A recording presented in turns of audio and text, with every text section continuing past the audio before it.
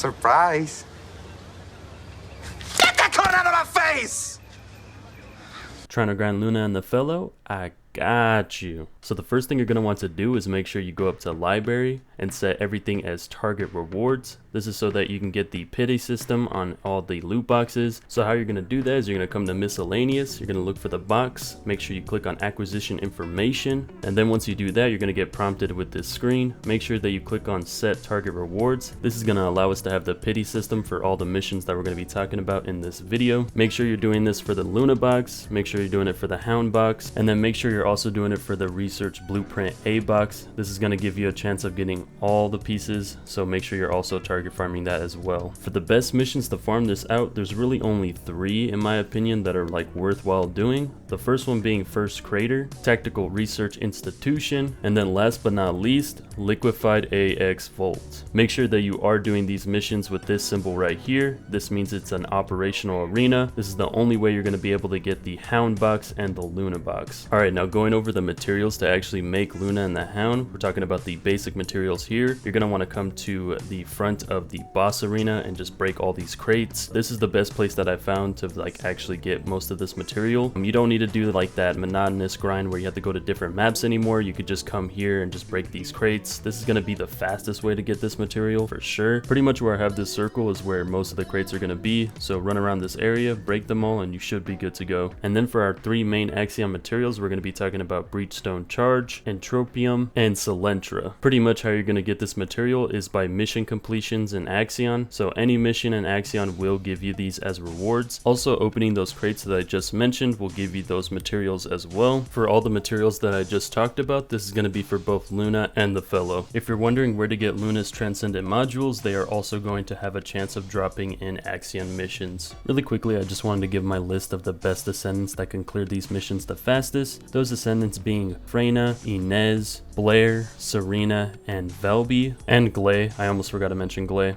But yeah, those are going to be like the top Descendants for these missions. But in the end of the day, it's about having fun, so use whoever you want. And yeah, that's going to be pretty much it. If you want to leave the video here, I hope you enjoyed the video. I'm just going to give a couple of thoughts about what I think of the new like loot box system. Personally, I think the system is kind of whack. Granted, I do have everything already like ready to go. It did go pretty well for me.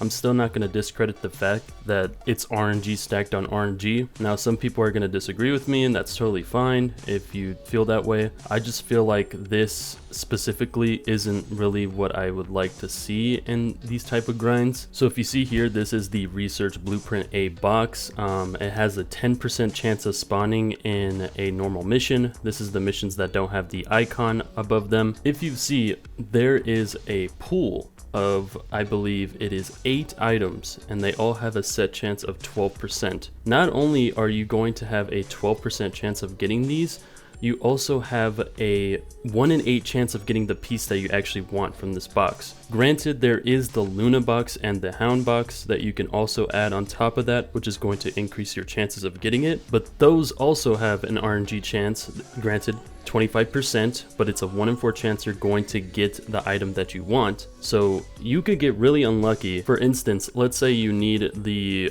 I don't know, the code for Luna, right? And you have a 1 in 4 chance of getting the code. You have a 25% chance. I also forgot to mention, this has a 5% chance of dropping in general. So it's a 5% chance of dropping in the mission, and then you have a 1 in 4 chance of getting the item that you actually want. So let's say you're grinding, you can get really unlucky and get a shit ton of every other piece and not get a single code for like however long it takes. I got lucky. I'm gonna be honest, I got pretty RNG carried and I got everything in the first day, but I'm pretty damn sure, who knows, maybe I'm wrong, maybe RNG isn't this bad in the game, but there is that technical chance that you could just get really unlucky and get all these other pieces, right, and not get the piece that you need, and just stack upon stack on pieces that you do not need, and then just not have the code. You'll be stuck not having the code, and you can just keep grinding and grinding. I've heard people talk about this, some people saying that they're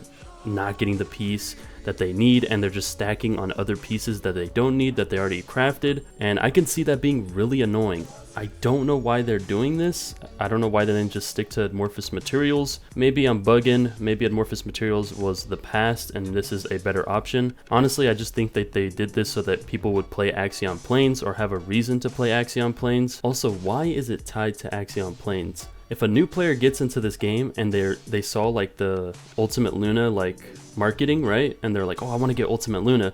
They're gonna have to grind and take the steps to even get to Axion Planes. Like, what? Now, I'm not saying Luna's gonna be the end-all be-all for new players getting into the game. What I'm trying to say is if I was, let's say, a new player and I saw the marketing for Luna and I was like, whoa, I really want to get that character, and then to find out that I have to get into Axion Planes, which is kind of considered the end game content for this game, I don't know if I would do that. Maybe some people would be motivated to do that, but I will say it doesn't take as long as it used to get to like end game, but still, I don't know. Why the heck didn't they just make it amorphous material? They could make it to where, boom, they can get instantly get Ultimate Luna with the amorphous materials, since they're able to actually grind 400% with a somewhat basic build, and then get Ultimate Luna as soon as possible, and then enjoy the game with that character. I don't know, maybe I'm bugging, but I just feel like this grind sucks. This is stupid. Not only that, it's really repetitive and it's making me not like Axion Planes because it's making me get those PTSD memories of doing Sigma sectors. I am a super Sigma sector hater. I hate Sigma sectors. I think it's the most boring content in the game. No one wants to sit there for 5 hours doing arcade tuning leveling. Maybe some people do. I don't know. I am not one of those people. I hate Sigma sectors and I really do not want this mode to feel like that. I did see on the roadmap they are going to be expanding Void Vessel and making different dungeons for that mode, but even then I'm just really concerned that they're just going to make this the center focus of the season like they did with Sigma sector. I really hope they make me eat my words because I don't know. Hopefully those Void Vessel dungeons are really good, but who knows when we'll get those. I hope you guys enjoyed the video. Peace.